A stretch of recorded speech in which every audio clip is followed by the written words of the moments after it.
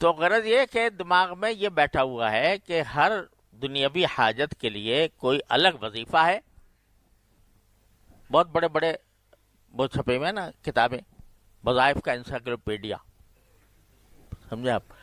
اب وہ سارے اس میں لگ رہے ہیں دلچسپی کے ساتھ سارا علم اس کا حاصل کر رہے ہیں کہ بھئی یہ کون سا وظیفہ کس کام کا ہے.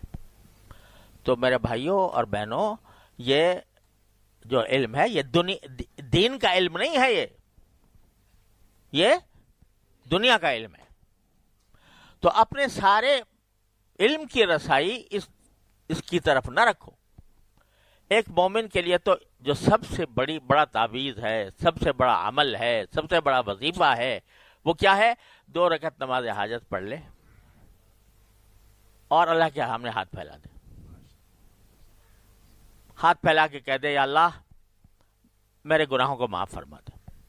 کیونکہ جو کوئی انسان کو مصیبت آتی ہے یا کوئی تکلیف آتی ہے تو بکثرت انسان کے اپنے گناہوں کی وجہ سے آتی ہے.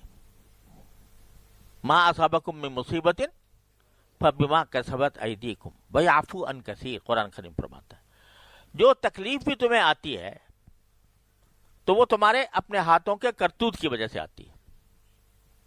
اور ویعفو عن کثیر، اللہ تعالیٰ بہت سے گناہ تو معافی کرتا رہتا ہے، لیکن کسی گناہ کی وجہ سے پکڑ بھی لیتا ہے، کوئی تکلیف آ جاتی ہے.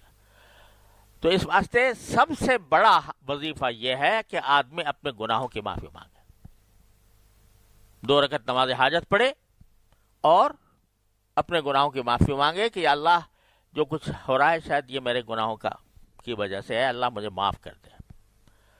اہتمام کے ساتھ، خشوع کے ساتھ اللہ کے سامنے گڑ گڑا کر معافی مانگ لے اور جو حاجت ہے وہ مانگ لے. یا اللہ میں تو بے وسیلہ ہوں، میرے پاس کوئی اور کچھ نہیں ہے، اے اللہ اپنے فضل و کرم سے میری یہ حاجت پوری فرما دے.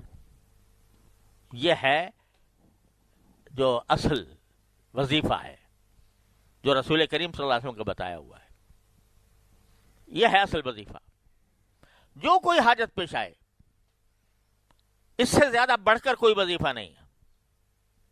دعا اللہ تبارک و تعالی سے، اس پر ثواب بھی ہے، ہر دعا پر ثواب ہے، چاہے دنیوی مقاصد کے لیے مانگ رہے ہو. تو وہ اس کو اپنا وظیفہ جان بناؤ، اس کو حرز جان بناؤ. اس فکر میں نہ رہو کہ کون سے وظیفے سے کیا ہو جائے گا.